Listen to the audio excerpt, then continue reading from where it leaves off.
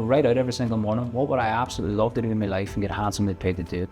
And see what pattern keeps appearing, see what keeps coming up. You're going to see that same pattern that might be in that thing. Am I doing that thing right now? Well, if I'm not doing that thing right now, how can I naturally gravitate towards getting to do that thing that I'd love to do every single day of my life, and get paid to do it? Meet Seamus Fox. Seamus is a seasoned coach, entrepreneur, TEDx speaker, and a podcaster with over 20 years expertise in the personal development industry. Working with all things mindset, human behaviour, and personal performance. Throughout his career, Seamus has worked with high achievers, from elite level athletes to top tier business leaders, helping them unlock their true potential and elevate their success to new heights. Whilst working alongside hugely successful individuals, Seamus brings a wealth of knowledge and expertise that I cannot wait to share with you. So grab a cup of coffee, grab a cup of tea, or whatever you fancy. Prepare to be inspired, because you're watching the official Young Hunger podcast. My name is Michael Burgess, and we present to you Mr. Seamus Fox. Hey guys, my name is Seamus Fox, and I am a coach and mentor to CEOs and business leaders, and I'm really looking forward to speaking to Michael on today's podcast. Mr. Seamus Fox, how's it going, sir? All good, man. All good. Thank you for coming down, or us coming to Derry. Yeah. Yeah, this is your hometown. This is my hometown. Yeah. We're in the AMP here in Edmonton, in the waterside in Derry. Yeah. Yeah. So you grew up in the 80s. Grew up in the 80s. Born in the 80s, 1981. I'll be 44 next month. Right. Yes. Thanks for bringing that up, Michael. But you grew up in the 80s. The Troubles, I suppose, was all popping off in Derry. Yeah. How was that growing up? Well, I suppose, grew up at the tail end of it all, really. You know what I mean? So I was born 1981. So when I was coming into the late 80s, 90s, things were beginning to change. I'm the youngest of 7, so all of my older siblings definitely went through a lot of the worst times and the Troubles here in the north, for sure. So they were all born in the 60s. They lived in the Brandywell and the Bogside in Derry at that time when it was pretty rough. My parents kind of seen that, knew that, understood what was going on, and moved them out. And we moved to Galia, which is kind of on the outskirts of Derry, really. So they moved them out. So when I was kind of coming through 80s, early 90s, things were kind of beginning to change. Obviously, you've seen your fair share of stuff that was going on, and there was still a lot of troubles that was going on. But yeah, gladly, I kind of escaped a lot of the worst parts of the Troubles that definitely went on, for sure. What was it like? I suppose you were maybe finding yourself in groups of young boys, and maybe, how would you say it, the wrong type of crowd, maybe? Did you ever find yourself? Yeah, well, look, as I said, like when I come out through school, I left school at 15, 16, didn't really get school, to be honest. I didn't really enjoy it. There was nothing in school that really inspired me. And if I look back, I thought, I always kind of see myself as pretty bright, but I didn't get anything from school. There was nothing there that I wanted to study. There was nothing there that I wanted to learn. So when the opportunity came to leave school, I was out of there. Yeah. In fact, coming on the 5th year, I just probably wasn't even there a lot of the times anyway. I was kind of in one time, I was back out again. Didn't sit any qualifications or any GCSEs, etc. Left. And just got into trying to get a job as a labourer and all sorts. So when you're 16, 17, you think you know it all. Yeah. I thought I knew it all as well. And then get lost, just literally lost, and fell into different types of environments, as you say, and the circles. Where I grew up in Galia, and Galia is still probably one of the most kind of economically deprived areas in the north. So my environment at that time was just kind of, again, same types of people going out and like partying and doing their thing, and just trying to find their own path and trying to find their own way. And for sure, I got caught up in a lot of different circles and kind of caught up in certain environments that, as a parent, I definitely wouldn't want to see my kids kind of in and around. So, but I learned a lot of valuable lessons at that time as well too. Yeah. 100%. What was in the head of Seamus back then? What was the dreams or goals or? To be honest, if I'm being totally honest, I don't know if I had any like really big dreams or goals. When I was younger, it definitely was all around sport. Played football from a young age of 7. right through to about 17. Loved football, loved sport, did a bit of boxing. I've always been involved in sport. That was always something that was present all the time. But there was no way in terms of like a dream or goal or vision or anything like that. I was literally just trying to find a job. I was living out my own from a young age, 17, 18. So I was trying to find work, trying to find money, trying to like find something that was giving me some sort of sustainable income. Yeah. That's kind of what I was trying to do for the first part after school for a few years. Just literally trying to kind of find a path, trying to find out who am I, what am I supposed to do, what is it that's really important to me, and it took a bit of time, to be honest. I did a wee bit of research into you, and I seen you do a book. You have a book and stuff, and it was like the car crash. Yeah. Is it 21 or 22 or something? Yeah, about 23. What happened there, or how did that, I guess, affect come your about? life? Yeah. Yeah, so as I said, probably from about 17 to about 20, I was trying to find work, trying to find a job, and the career, for the want of a better word, was selling counterfeit goods all around the markets in Northern Ireland. I was selling them in Oma. We were selling like tobacco and fags and all that sort of stuff. Yeah. And again, just hustler. Yeah, that's it. Trying to make a pound. Really. Yeah. You know what I mean? Trying to make a pound. So we were selling tobacco and cigarettes and like CDs and all that sort of stuff. I was probably about 18 or 19. And a lot of my thing at that time, Michael, was just, go to work, get a few quid, go to the weekend and party. And that's kind of what I was doing. But it was probably around 21, 22, that just started to become, a real kind of negative, destructive pattern. It was going on a wee bit too long. And I was probably, I think around 22, 23, I had a flat in Galia. I had a bottom floor flat in Galia in a place called Alcar, if anybody's familiar with it. And we were partying in there for about 2 or 3 days. No real recollection of getting into the car. It was a Saturday morning, 10:30 a.m. And the next thing I kind of really remember was that the airbag smashed me in the face and literally woke me up. I don't know if I was sleeping or whatever, but I just went straight into a wall at the Brandywell Stadium in Derry. And when I got out of the car, it was just commotion ensued. There was a guy there that thought that I was a joyrider. He came, smashed me, and I smashed my head off the floor, off the concrete. Deservedly so. Looking back, me as an adult looking back, there was kids going to play football. Parents were taking their kids in to play football. It was a Saturday morning and it was a busy area. And there I am, like, cruising through the road and going straight into a wall. So that was a massive wake up for me. I tried to run away at that time, try to get away from the police. The police were coming, and the police arrested me. And thankfully, they arrested me. It took me a long while to kind of realise that. But looking back, it was kind of a turning point. So they arrested me, took me to the police station, the Strand Road in Derry, put me into a cell, took me back out again. They did my bloods, and then they let me out. And they let me out that night. The next morning, I woke up in the flat, and I was covered in blood. And I was like, what just happened? Really starting to ask myself these questions, like, what went on, what happened, what am I doing?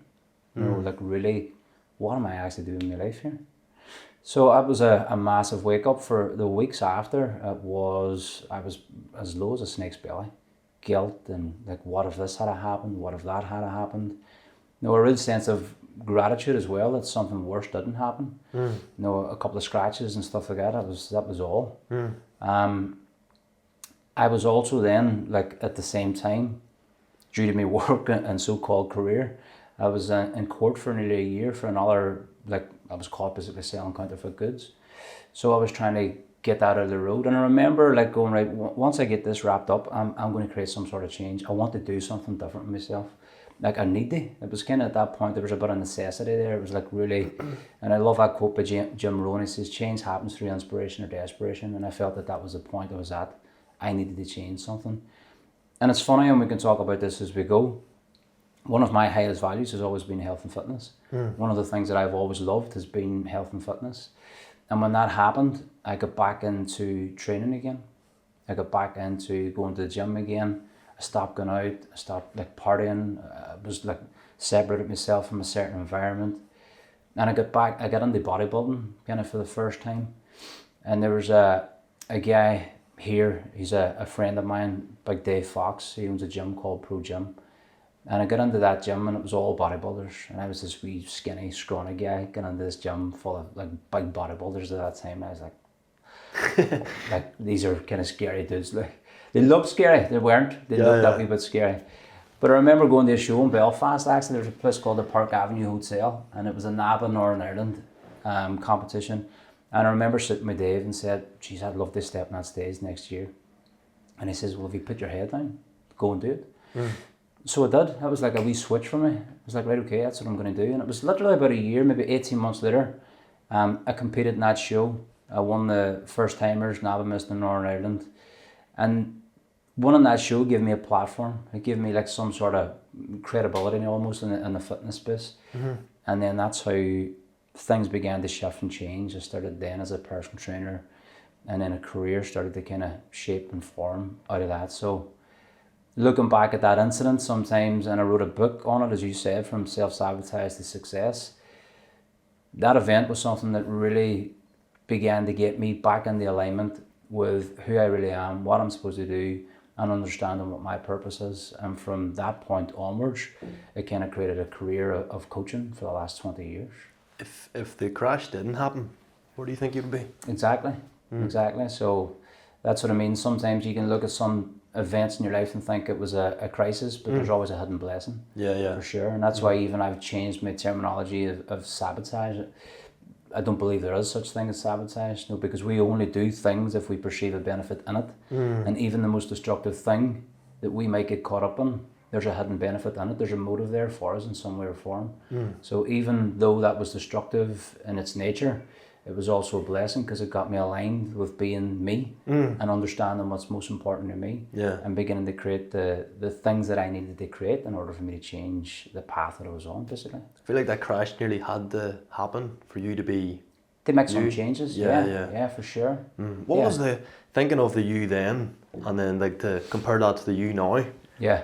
Like that's mad difference. Two different people. Like as I said, I'm 44 next month.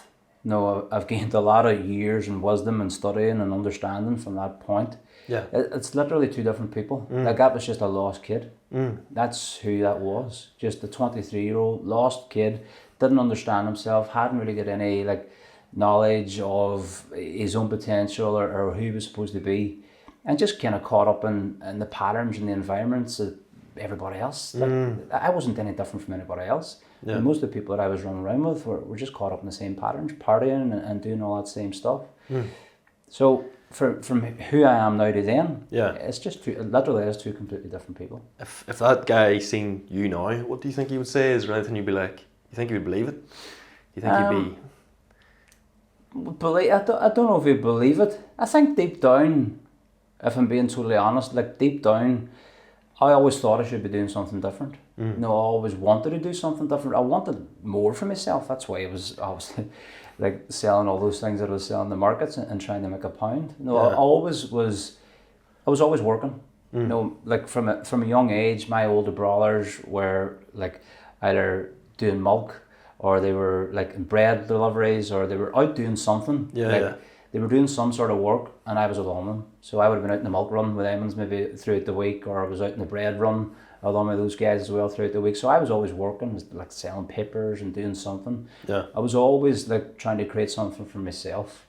So I've always had let's say a good work ethic. You know what I mean? I've always had that for sure, and I've always wanted something for myself. I've always wanted to be my own person. And even though I was doing those jobs, I was still just trying to create something for myself. Did you ever find it hard to break away from the environment you were in back then? Because in a way, it's like you're the average of the 5 people you hang around with and things. How did you like break away from that essentially, or did you? And that's the thing. Like now, it's so different. You can go onto social media, and you can pick up information from this person or from that person. You go and listen to a podcast like this, and learn from somebody. Like, there wasn't really an environment that I could have maybe looked at that time and went, right, I'm going to go and speak to this person, or I'm going to go and speak to that person, or there's a coach, there's a mentor. Nobody was even coaching or mentoring at that time, really. So it wasn't really a thing. The only thing that I got myself involved in in terms of getting myself out of that environment was training. I just dedicated myself to competing. I dedicated myself to getting myself in the best shape that I could possibly get into. And by naturally doing that, it naturally kept me away from those other types of environments and those other types of groups. Again, no blame, no fault of anybody's, but I just wanted to do that thing. And by naturally doing that, I started to move away from everything else that wasn't that. Was there anything that naturally drew you to the gym? Was there anything that...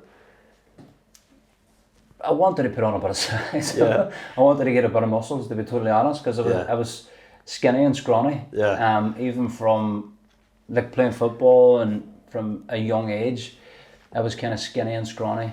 I would have got a lot of stick about that as well too, you know what I mean, coming up and growing up, like about being skinny and scrawny, and I just wanted to get a bit of size and get a bit of muscle on. Yeah. So that was the thing.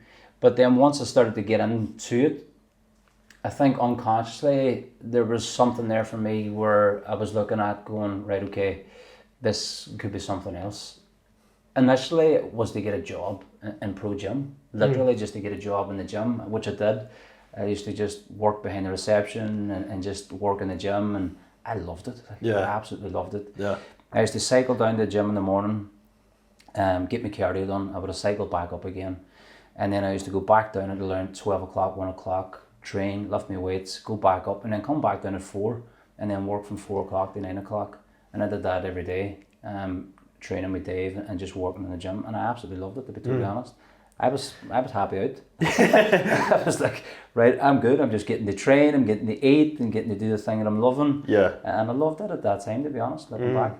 What about, I actually seen you did like a post the other day, and it was like, something about you bodybuilding, and you were saying that like it takes a particular person to, it's the mindset behind bodybuilding. I actually didn't appreciate it until I was reading your post. Yeah. And you were saying how like how regimented the diet and all is, and the fitness is, and then you were saying something about Arnold as well, and I thought to myself, wow, like so much goes into that to actually do it successfully. And you won a competition. I won that. I only did one. I won it was a NAB in Northern Ireland. It was a first timers category. There was 15 in the category, and I won that competition. And as 100%, like that post, what I was talking about was the discipline, I suppose, is required. Like every meal was cooked and measured. Every meal was on time. I was eating like literally every 2 grain of hours. rice. Yeah. Oh, 100%. Yeah. Every morsel had to be weighed and measured before you put it in your mouth.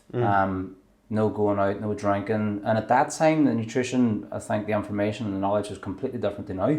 So there was a lot more, it was a lot more regimented, like things that you were not allowed.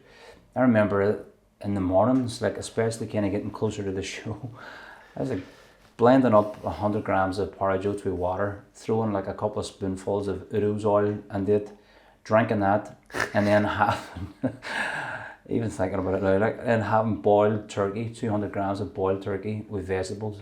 And then every 2 hours after that, I would have turkey or fish and veg, chicken and veg. Closer I got, it was all kind of turkey, just kind of really low fat. The last 3 to 4 weeks were so challenging, like really, really challenging. You're talking about the mindset. I remember like Dave at the time, like sending Dave a message and texting him and going, I'm fucking going up a walls here. I just want to eat this, I just want to eat that. He's like, no, hang on there, we're nearly done. Yeah. You're nearly finished. But I remember even times like looking up the stairs and going, how am I getting up them stairs? And this was me trying to get my stuff ready to go to the gym. So there was definitely a mental challenge that was needed, and a mental kind of discipline that's needed. And for people to do that for their lives, fair play, like. Yeah. I did it once, really, really enjoyed it, loved the discipline around it. And I can see so much of what I took from then into my business and coaching, and even still, just with my health and fitness now, I'd be pretty disciplined in a lot of those areas still. You said about not drinking and things there. Yeah. You're coming up on like 1,000 days sober? Sober, how's that feel, or how's that journey been? Yeah, it's been, the initial part of it was definitely challenging for sure. Like trying to get sober and trying to find more reasons to not drink than to drink. At the start, around 2019, I was off it for a year. Lockdowns happened, went back on it again. But I've always had that kind of internal There's always, and this is the way I've kind of explained it, there's always this voice going, if you want to kind of get to the levels you want, you need to stop drinking. Or if you really want to excel, you need to stop drinking. If you really want to push on, there's always that internal intuition, that wee voice. So 2020, had a good kind of stab at it. Ended up having drinks again. I was off it for 6 months again, back on it. And then about 3 years ago, I was like, right, this just isn't working anymore. Why am I doing this? I just don't enjoy it anymore. It was leaving me just questioning myself. It was affecting my self-confidence. It was affecting my energy. It was impacting my energy more than anything. And there was things that I wanted to do. There was goals that I wanted to achieve. There was plans and things that I wanted to move towards. And I always felt that that was just a massive drawback to those things. About 3 years ago, as I was telling you before we come on, a friend of mine, Pat Dovely, I'm not sure if you're familiar with him. Pat Dovely organised a weekend away. And I went to that weekend away and I did a plant medicine journey. And one of my intentions going down to do the plant medicine journey was to take away the need for alcohol. You know, I had a couple of different intentions. I wanted to get something from it. And it was probably about 6 weeks after that, I just stopped drinking and I haven't touched a drop since. And there's a lot of people that I know want to do the same thing. There's a lot of guys that are my age, there's a lot of guys your age as well too that want to do the same thing. And all I can say is that give yourself the opportunity. You know, give yourself the chance. It's not going to be easy, but I think one of the biggest things that I really looked at was what do I get to gain? You know, instead of thinking about what am I losing, because most people think, oh, I can't go out now with my friends, I can't go out here, what about holidays, what about Christmas, what about birthdays, what about all these things? What do you get to gain from not drinking? I got to gain better sleep, better energy, better health, more focus, more productivity, growth of my business, more opportunities. I found myself in environments that I wouldn't have found myself in if I had been drinking, because I would have been putting things off, procrastinating more. So it just kind of got to the point where I was like, no, this isn't what I want to do anymore. And I need to make that decision. And that's been 3 years ago now.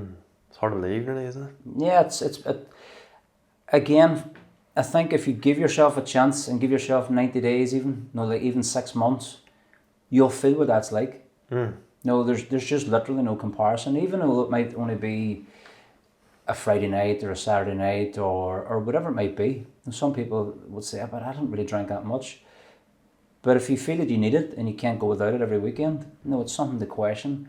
Or if it's impacting your energy and your focus and who you are and how you're showing up, maybe with drink or even after it, no, again, it's something that you might want to question. Again, I'm not preaching anything to anybody about alcohol. But for me, from my experience, the difference between drinking and not drinking is literally night and day.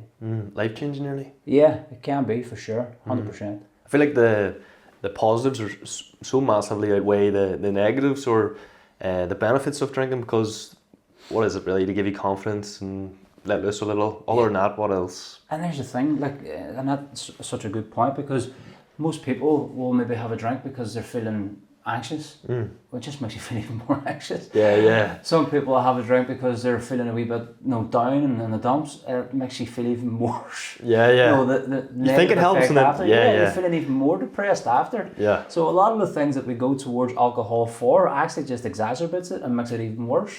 Which is like, what are we doing it for then? No, I know, it's such a social thing. I feel like, would you still get temptation and things? Is it always there? No, it's not now. It's not. Don't get me wrong. Sometimes I look at a nice pint of Guinness and think, whoa. 0-0. That looks good. Yeah. 0-0 creeps on in at that time. But other than that, no. Because what I automatically do is I just think about the next day. I'm like, if I was to have that pint now, I know what I'm going to feel like the next day. I know how that's going to turn out. And I know the compound effect from that again. Because anytime that I have done that, it ended up back in a spiral again, where it took me months and sometimes years to get back kind of to the point where I was like, right, enough's enough. So for that wee fleeting moment to have a nice pint of Guinness, I'm like, no. Yeah. Now, again, am I saying that it's always going to be like that? No, because I've done that before. Yeah. Never drinking again, ended up drinking again, and then I felt like a twat. So now I just go, you know what, for now, I don't need it, and I'm happy without it. So I feel like a lot of guys I know from personally my age drink for confidence, like go confidence, Yeah. like to talk to girls and stuff. Yeah. And then if you said you weren't drinking, they would nearly take the piss or joke about saying, "Oh, why you not drinking?" Yeah. And then what I realised is like you don't actually need it. It's actually so much easier to talk to people, I found, whenever you don't need it. 100%. you And know the what I mean? confidence it's not real confidence. No, you're not being yourself. No, especially the stuff that you can end up getting into Yeah. when you're overloaded in alcohol. It's not real confidence. If you can learn to be yourself, and if you can learn to go out and just be yourself and understand who you are and not try to be a version of somebody else, you can really get to be yourself. Because most people are comparing themselves to somebody else, especially if you're young, especially if you're going out, oh, I think I need to be this guy, or I think I need to be that guy, or I need to be this girl, or whatever. No, you just need to be you. And if you can go out and just be you, then the need for something else that gives you the stimulus to be somebody else, you don't need it. Yeah. So it's really like understanding kind of who you are and who am I, and do I really need this? If you can and you want to go out and have a drink and enjoy it, and it's not a problem, brilliant. But if it is, then again, maybe take a wee look at it for sure. I seen you doing like a TEDx talk in Derry not so long ago, Yeah. or a couple of years ago. Did TEDx with Gary Doherty ran the TEDx here. I think the game was around lockdown, Yeah. 2020 I think it was. How'd you Yeah. find it? I really enjoyed it. Yeah, really, really good. I like the whole process of it. Again, kind of met a lot of good people through it. There was a vocal coach there, kind of helped us with it as well too, come all along. I learned a lot from her. I enjoyed it. It was supposed to be to a live audience, but then lockdowns happened and that wasn't going to happen. So instead of a live audience, there was an X in the wall. Was there A red X in the wall. And I spoke for 10 minutes to a red X in the wall. But really good process. Yeah, really enjoyed it. Because yeah. that's when you talked about like the crash to success and things. Yeah. And I was just saying there, like, if you can elaborate a little bit on like the adversity of how that sort everything just the TEDx talk and everything shaped your like coaching journey, I suppose. I wouldn't say it's shaped my coaching journey. I would say what I spoke about probably shaped my coaching journey for sure. I started as a personal trainer, and just shortly after that crash, started as a personal trainer. I did the show in 2005, which is literally 20 years ago this year. And then I kind of started personal training just after that. That was in a place called Fitness First in the Strand Road in Derry. So I started personal training in there, 1-to-1. Was loving it. Like beforehand, I was working in the gym and I was working as a taxi dispatcher. I was getting paid $3.50 an hour or £3 an hour. And then I'm in the gym, like personal training clients, and all of a sudden then people are paying me at that time like £20 an hour and £25 an hour, and I was like, right, I'm actually getting paid decent money for doing something that I really love. Love doing, Yeah. If someone, I hear this all the time, people like struggle to do what they want to do. I feel like you found that back then. Things. There's anything people can do, or how do they find that? How did you find your thing in fitness? I found my thing kind of through everything that happened, but every single person lives by a unique set of values and a unique set of priorities. They're intrinsic to every single one of us, and they're unique to every single one of us. And you find your thing by understanding yourself and taking a wee bit of a deep dive and looking and seeing like what your life is really currently demonstrating is really important for you. Yeah. Most people, especially in society, not most, but a lot, live with the injected values of somebody else. They think they should be this person, they think they need to be that person, and they're not getting to fulfill what's maybe most important to them. They're not getting to do that thing. So like sitting down, I suppose, to give you advice, I didn't have that advice back then, I didn't know that back then, I just naturally gravitated towards what I loved. And it's funny because when you're doing the thing that you actually really love and value, your actions will be kind of spontaneous. You'll naturally want to go and do that thing. So for some people that might be health and fitness, it might be training, it might be in speaking, it might be in writing, whatever it might be. Like if you were to take a step back and go, what would you absolutely love to do with your life and get handsomely paid to do it? What would that be? And this is something I actually give to my clients. I say, write it out. Write out every single morning, what would I absolutely love to do in my life and get handsomely paid to do it? And see what pattern keeps appearing, see what keeps coming up. You're going to see that same pattern. It might be in that thing. Am I doing that thing right now? Well, if I'm not doing that thing right now, how can I naturally gravitate towards getting to do that thing that I'd love to do every single day of my life and get paid to do it. Yeah. So for me, that was in coaching at the time, which was through health and fitness. That kind of gravitated then into growing a business and fitness business and building gyms and stuff like that. But the last 20 years I've been coaching, it's slightly changed in the different forms, more around from health and fitness into just mindset and human behaviour. But it's always been there, I suppose, for the last 20 years. I actually have a really good quote of yours that sort of fits into that, and it says like, the only three things you can control is your perceptions, your decisions, and your actions. Yeah. Whenever I heard that, I was sort of a bit like, hit me deep, and sort of, I can relate to it, if you know what I mean. Yeah, it's not my quote. I've taken it from my mentor, Dr. DeMartini. But it's so true. Yeah. Those are the three things that you can control. Everything else is outside of you. You can control your perceptions. Your perceptions is then going to control your decisions, and your decisions are going to control your actions. And all of those things that are outside is just noise. Yeah. So anything that's happening around you, you can still choose to see it in a certain way. You can still choose to perceive it in a certain way. And you can still choose to decide or not, act or not. Yeah. So it doesn't matter what else is going on around you.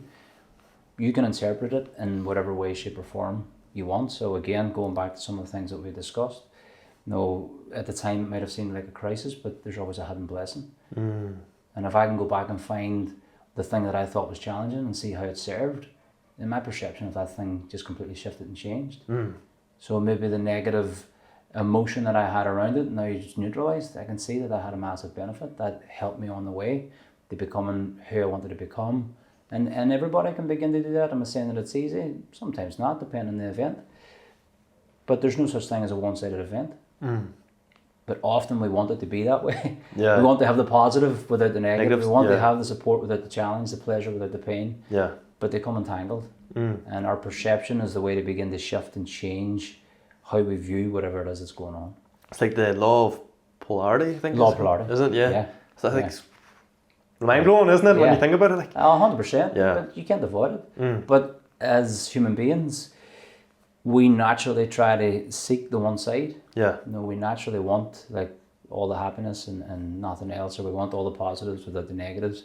But if we can embrace the support and the challenge, again, if we can embrace both sides, then you're going to be more neutral, I suppose, which means you're not going to get the emotional volatilities, the peaks and troughs a lot of the times that most people experience because they're wanting a one-sided universe, which isn't there. You actually touched on something interesting there about John DeMartini. Yeah. You got an event with him.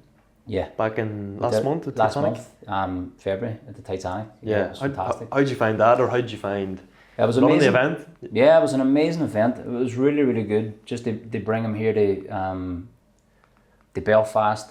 It was fantastic. We had the full day we had podcasts going on, and we had VIP roundtables going on, and then we had the event then itself. We spent 90 minutes doing a talk, and we had a sit down kind of similar to this, like a Q&A style podcast after in the hall at the Titanic, and then they had another VIP roundtable after as well too. So yeah, getting him over was fantastic. Spent a good couple of days with him. What I really, really loved about the couple of days was actually getting for me and my wife and my daughter just to spend some time with him over breakfast and lunch, and just some of his stories and him imparting some knowledge, and especially with my daughter. Like he's a mentor of mine, he's someone I greatly admire, but getting him to have a conversation with her and impart some wisdom, and again just having a bit of crack as well too was fantastic. Yeah, it was a great event. Where did your guys' relationship, I guess, start off? 2016. 2008, The Secret. He's in that, yeah. Everybody's heard of The Secret, so he was one of the philosophers in The Secret. And then 2016, my father passed away with Parkinson's, and there was a friend of mine at the time said, get the book, The Breakthrough Experience. And I got the book, the Breakthrough Experience, and that kind of shifted my perspective on a lot of things. At the time where I was at and some of the stuff that I was going through, I probably didn't really get the most from it that I probably could, but it definitely planted some seeds. 2019 then I started getting more into his work. 2020 did his master planning for life, and then I did the Breakthrough Experience course in 2020, and some of the shifts that I got from doing that breakthrough experience course, I was like, I want to know what that was. Like, what was he doing? What was that tool? What was he teaching? As a coach, I'm always looking for something that I can take and learn and implement into working with clients. Whether that's been, I've done hypnosis, NLP, breathwork facilitation, all the different things. I'm looking for different things that I can take on and then use. And that weekend, I was like, I want to know what that is. Yeah. So after the weekend, I inquired then, how do I become a trained facilitator? How do I learn that method? So I signed up and did, it was like 5 14-hour days studying, and that was your entry in to studying the DeMartini method, which has had a massive impact on me as a coach, as a person. It's had a massive impact on my business, studying John's work really. And then since then I've done like multiple different courses, got to facilitate at the Breakthrough Experience in London last year. Did another 4-day course with him there on value application in life and business. So I've been studying his work now for the last 5 years, just doing different courses, and it's been transformational, to be honest. Yeah. How has your life changed, I guess, from his teachings? The tools, I suppose, is really my perspective, my perception, and in terms of how I see myself and how I see things that's going on around me. Yeah. It has really changed. So like a lot of his teachings is around, like, again, seeing like things from a different perspective, seeing things as, instead of wanting it to be this way, looking at how you can begin to use a certain situation and find the opposite in it. How is that actually serving? How is that helping? How is that benefiting? So I think the tools that I've learned from him has really shifted my perspective. It's taken my awareness up, I suppose. So when things happen, I'm able to deal with those things a bit easier in my own life. And then as a coach, working with business owners and CEOs and so many different people, I can take those tools into their lives and help them in a coaching experience to deal with some of the challenges that they're going through as well. You probably couldn't get a better location than the Titanic Hotel as well. So much history there. It's class. Do you know what I mean? Yeah. Drawing rooms. And, As I've said, I hadn't a clue. It was drawing rooms to the Titanic. Up the Titanic, organising this whole event. And then when we get into the drawing rooms for the event, Martin Irvine was saying, he says, do you know that this is where the drawing rooms, where they actually drew up the plans for the Titanic? I had no clue. I actually thought this was just built. Oh, no. But there's one thing as well, you do like a podcast. Yeah. And I seen, and you've had loads of different guests. There's ones like Kim Calvert, you were saying. Yeah. John, Gráinne McCoy, Phil Graham. Yeah. Coach Owen Roddy, Keir Daly. Yeah. Where did your journey with podcasting begin? 2020, through I think it was just under the start of like one of the lockdowns. I wanted to use a podcast as a way for me to get to speak to other people, inspirational people, influential people. Yeah. And I suppose I used it, to be totally honest, as a way to get networking. So I wanted to network, I wanted to get into other people's environments, and I looked at the podcast as a way of doing that.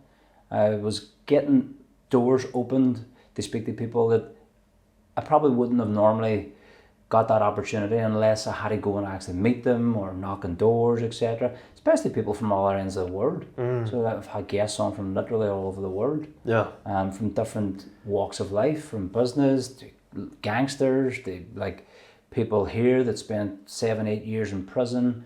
I've literally spoke to a wide variety of different people, and I felt that the podcast was a really good opportunity for me to get into those people's, like those networks, and pick their brains and learn from them.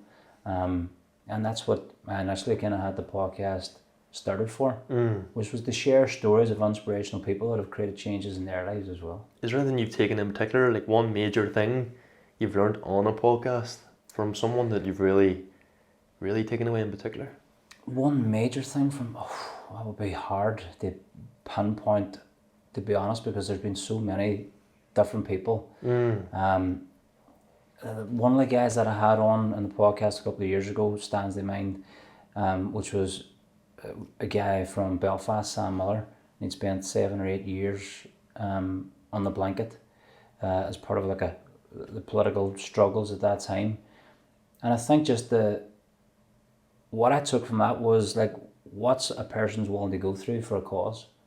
You know, what a person's willing to suffer for something that they find meaning and purpose and a cause in. You know what I mean? What those guys experienced, what that depravity was like, living in those cells for such a long period of time. I think that conversation definitely kind of stood out for me. But then there's been loads of other conversations that I've had with different people that have also had an impact. I think that the big thing is, I suppose, has just been, again, going back into it, like the mindset around, what people will be able to kind of endure and move through for them to get to where it is that they really want to be, for them to create the changes in their lives, for them to create the changes in their business, whatever it might be. I think I love speaking to people who have done something, created something, and kind of went through the peaks and troughs and everything else, but are still on that path doing something that they love. Do you think there's, after talking to all these people, do you think there's like a common thread or something that they all do that makes them successful at what they do? Is there something that they each all have, like a trait? Purpose, having purpose and meaning. Like if you have something that you find purpose and meaning in every single day, if you find something that is of high value for you, that's the thing that is going to help you keep moving forward no matter what. Because anybody that's created something in their lives, whether that is in their health and fitness or their business or even in like a relationship, it's challenging. But when you're doing the thing that you actually really love, you're willing to pursue the pains and the pleasures in this pursuit. You're willing to go through the challenges and the supports in this pursuit. How you know something is really, really valuable for you and to you is you're going to go through those things and keep moving forward. If it's not that important, you'll get out at the first hurdle. When it starts to get challenging, you want a way out. But when it's important for you and you really, really value it and something that's highest in your priorities, you'll be willing to pursue the pains and pleasures, the supports and the challenges, the positives and the negatives in this pursuit. And speaking to a lot of those guys, that's the thing that I noticed with them all, is they found something that they really want to do. It's not always easy, but it's important for them and it's something that they're dedicating their life towards. And they're doing everything that they can possibly to make that happen. Podcast is good because you have that sort of give and take. You're offering someone to have spread their knowledge whilst also getting an hour of their time for yourself. You know what I mean? There's sort of 100%. Works both ways. Like you do an academy as well, isn't it? Yeah. Is it the Mindset Junkie? It used to be called the Mindset Junkie as the Fit Mind Academy. So I had the Mindset Junkie Academy through the lockdown. And then the academy that I have now at the moment is called the Fit Mind Academy. Talk to me a little bit about it if someone hasn't So heard of it the before. Fit Mind Academy is for generally kind of business driven people or career driven people who want to tap into, again, some of the things that we've even discussed here, which is different ways of looking at themselves, beginning to get themselves really aligned with understanding their values and what's actually really something within themselves that they want to fulfill and bring out, getting to understand those processes. I take everybody through those processes, how to actually determine their values, understanding what those intrinsic drivers are, and then how to begin to map out a vision for yourself that's going to be in alignment with those values. So that's done in a group environment in the academy. They have a portal with health and fitness and sleep and nutrition and all sorts on there. And then they also have all the kind of deep dive into human behaviour and mindset lessons that's in there. And then it's just a good community as well. There's good crack in there. There's a good bit of banter, a good bit of a good environment. We hook up on calls every single week, and we discuss some topics. We discuss life. We discuss challenges. There's live opportunities, Q&A to get coached by me every single week, and that's what the academy is about. And it's thriving at the minute. There's a really good group of people in there that just want something more for themselves, whether that is in their health, their fitness, finances, business, whatever it might be. It's crucial to get around the right type of people in order for that to happen. Yeah, getting yourself with the right people, right environment, right everything really. Isn't it the same wavelength? Yeah, as James Clear says, environment is the invisible hand that shapes human behaviour. You have to get in the right environment. If you want to grow, it's essentially get around the right people who think in the same way. And there was one wee thing I picked up here, is the repetition is the first stage of learning. Yeah, because at the start, when you're trying to create some sort of change, like if you drive a car, So when you start to drive a car, like, how many lessons do you do? Yeah, It's repetitive. It's the same thing over and over and over and over again. Now you don't even subconsciously just... Yeah, no, it's unconscious. Most of the time you're driving down the road, you're not even thinking about driving. Yeah. You literally aren't. Yeah. Your head's away and they probably thinking about this podcast. What am I going to say? How's it going to look? All these different things. Your head's away in all different directions. So repetition is the first stage of learning, because especially as an adult, we've learned so much that has maybe not served us in a certain way. And sometimes it's changing those patterns, sometimes it's changing our perspective on things, sometimes it's changing our values. You know, the hierarchy of your values dictates your destiny. And if you've got things that are lower in your values but you want to shift and change them, then it's a repetitive process to find the benefits of changing that gets you to ultimately change, which is basically what a habit is. It's just something that you repeat kind of unconsciously a lot of the times. So repetition is the first stage of learning for sure, and what we kind of dedicate ourselves towards and what we repetitively do over time is who we become. I have a couple of questions here we ask on every podcast. Yeah. But I saw, again, there's something you said I thought was really interesting. It was like why we do what we do, and the internal mental blueprint that we have. Why do you think we do what we do? Why we do what we do is because of our values ultimately. So as I said there, our values are dictating our destiny. So whatever we find most valuable, most important to us, most priority, is what our life is currently demonstrating. And your life will always demonstrate what you find is a real priority. And why we're doing that is because of the voids that we're trying to fill. So the voids are the experiences that we've had in our lives, the judgments that we've had in our lives, and those voids are the things that we think are missing. And whatever we think is missing now, or what we thought was missing most, we're trying to fulfill. So the thing that you deem a real priority, the highest value that you have, is designed to fill the biggest void that you had. So ultimately why we're doing what we're doing is because we're trying to fulfill voids. We're trying to fulfill the things that we think is missing or thought was missing most. As an example, let's say in business, you've a lack of leads, you've a lack of sales coming on, you've a lack of opportunity. Well, there's a void there. I now start to value putting myself out there more. I now start to value making contact with people. I now start to value getting some sort of work in, getting money in, getting income in. You're filling that void. If there's somebody that's not in a relationship and they want a relationship, there's a void there. But we have thousands of voids from the day that we're born. In fact, there's science and study that shows that there's epigenetic voids that go back generations. So we have like epigenetic tags. So we're, and a lot of the times, fulfilling voids that have been experienced generations before us. So ultimately, why we do what we do is because we're attaching purpose and meaning to the thing that we're doing, because in some way or form, it's filling something that we've thought was missing or currently experience in what we think is missing. And a void is basically a judgment. And it's missing information, essentially. So our values are dictating how we perceive, how we decide, and how we act. You filter your information, you filter your reality according to what you truly value. So do I, so does every single person. Part of our brain, it's called the reticular activating system. It filters information in and out according to what we truly value. So you perceive the world differently compared to me, compared to Ross, compared to every single person on this planet. And how we perceive, decide, and act is based on, will this bring me a greater advantage according to what I value most? Or will it bring me a greater benefit according to what I value most? So every perception, every decision, every action, every single thing that we do is based on, does this bring me more benefit than drawback, advantage over disadvantage, according to what I really prioritize? And no two people have the same values, because every single person has had different voids and a different experience coming through life. And if we can get to understand the thing that's most important to us, we can get to understand how we start to map out our vision, our goals, our aspirations, in and around what we actually prioritize, because most people are trying to be a version of somebody else instead of being themselves.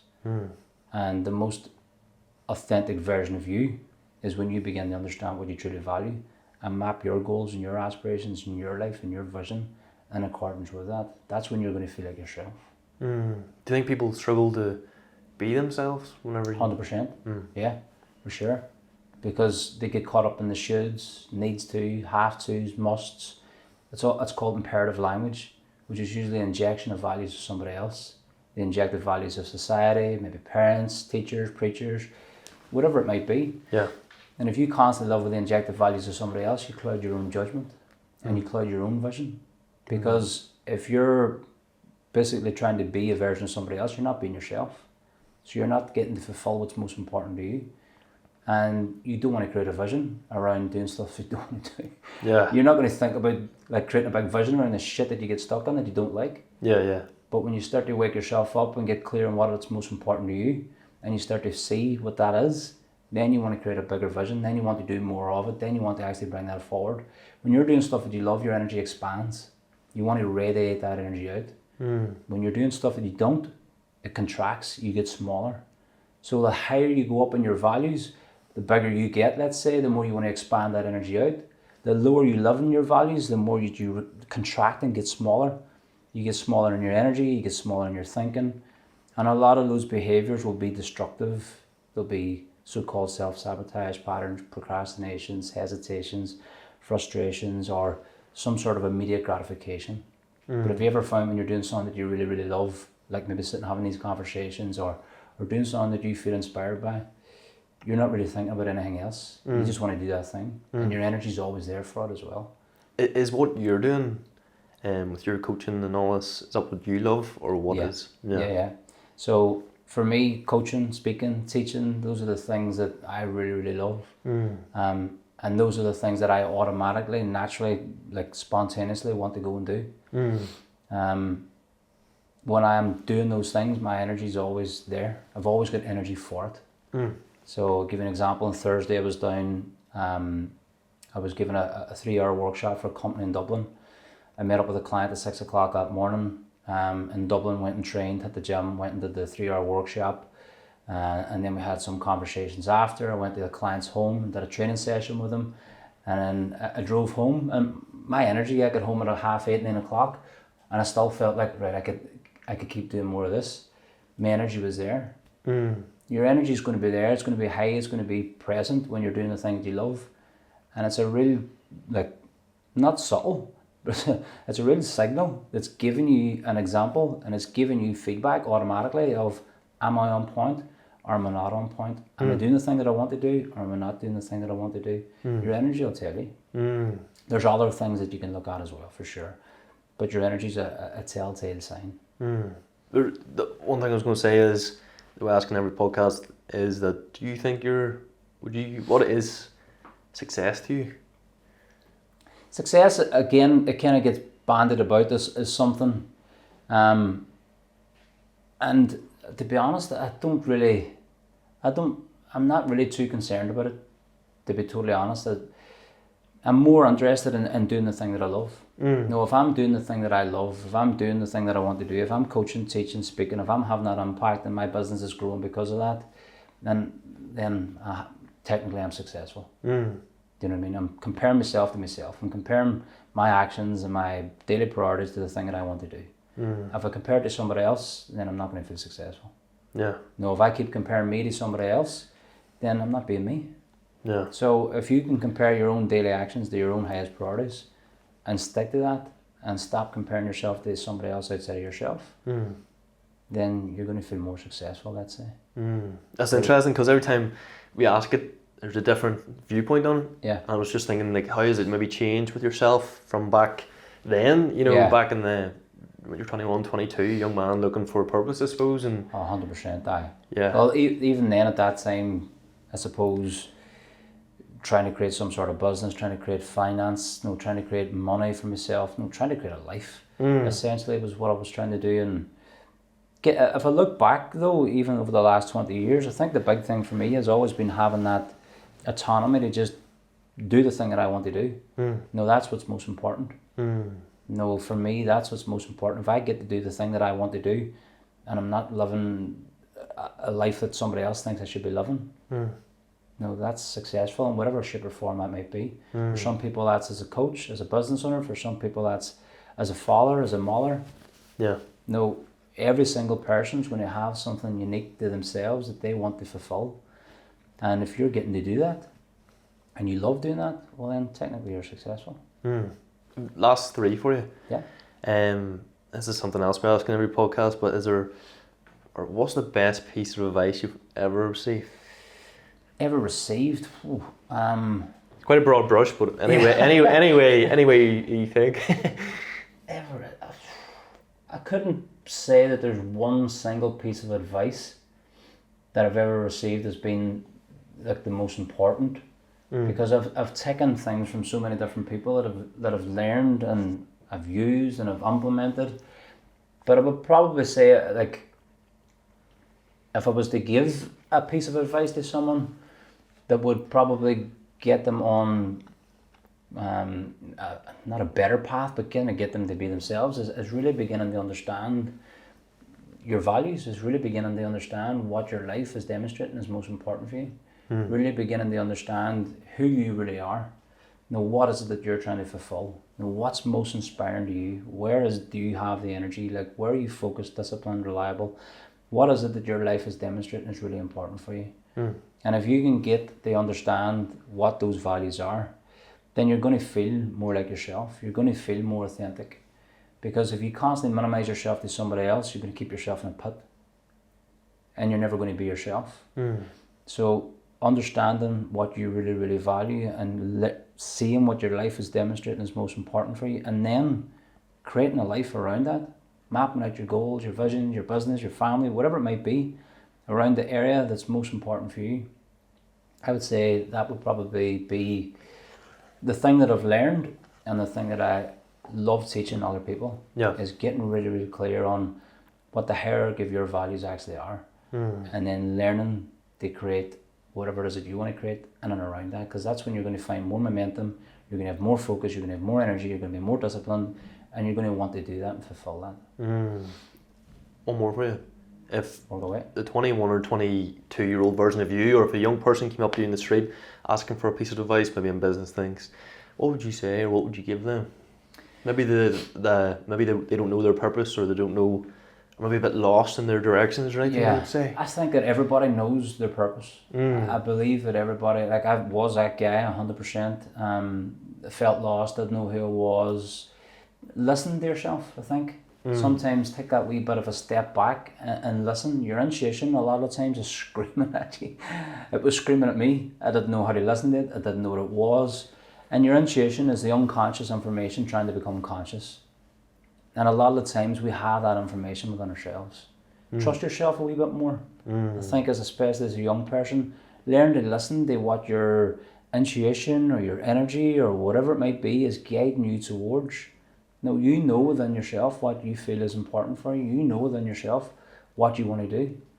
I think have the faith and the strength and the belief within yourself to listen to yourself. Without having to go here or there and listen to all sorts of people. They're all needed. I've used and still use coaches and mentors 100%. But I think if I was a young guy or a young girl looking back and is kind of feeling lost, take a step back. Have a wee bit of faith and trust in yourself. Learn to listen to your intuition. Learn to listen to the subtle changes and nudges that you're probably getting a lot of the times that are telling you you're on the right path, you're not on the right path. And more than anything, I think learn to understand that whatever it is that you're experiencing, you can use it. Whatever it is that you feel is challenging, there's also a benefit in it. How's that serving you? What are you learning? What are you adapting to? How would that benefit you now? How's that benefiting you in the future? What are the things that you're finding as a challenge right now? What is that actually teaching you? Is it getting you to move directions? Is it getting you to move into a different life, a different course, a different path? Whatever it might be, whatever that challenge, that setback is, find the benefit in it, find the hidden blessing, find how it's serving you, and then use that for yourself to move forward. But I think more than anything, have a wee bit of faith, trust, and belief in yourself, and learn to listen to what that information is there within you, trying to become conscious and trying to guide you. And that's what your intuition is. It's the unconscious information that we all have, trying to become conscious to get us to see both sides. And if you listen to that, it'll help guide you on the path for sure. Seamus, thank you so much. My pleasure. Is there any events or anything coming up? Is there anything that maybe coming up, people can maybe come and see you and talk to you, or? There's I don't know when this is going out, so there's a webinar I've got coming up on Thursday, but then there's probably going to be another event coming up I'm going to host for myself in Edmonton here in Derry in September. Other than that, just in terms of my own podcast or coaching or the Fit Mind Academy, etc. That's the only thing that's kind of ongoing. Yeah. Where people can either come and listen to me or ask for advice or coaching or something similar. Seamus, thank you so much. Thank you. Really enjoyed it. No, I appreciate you taking the time out of your day on a Sunday as well for sitting down with us. I really enjoyed it. Really good conversation. I hope that your listeners get something from it and can take some sort of wisdom or nugget or something and create some sort of change themselves if that's what they need. Anything else you want to say when you're here or anything anything else you want to touch on? No, just again, if you're looking to follow me either through my social media channels like LinkedIn, Instagram, Facebook, go on my podcast. If you have a question, if you're looking for some advice, reach out and have a conversation for sure. Seamus, thank you so much. My pleasure. I hope you guys have enjoyed Seamus' story, find out more about him, the events and stuff coming up. I think we'll probably release this in like a week or two's time or something. We'll do a wee bit of build up. But no, thank you so much for coming on. You guys have been watching the official Young Hunger podcast. I hope you guys have enjoyed. I'll catch you in the next one.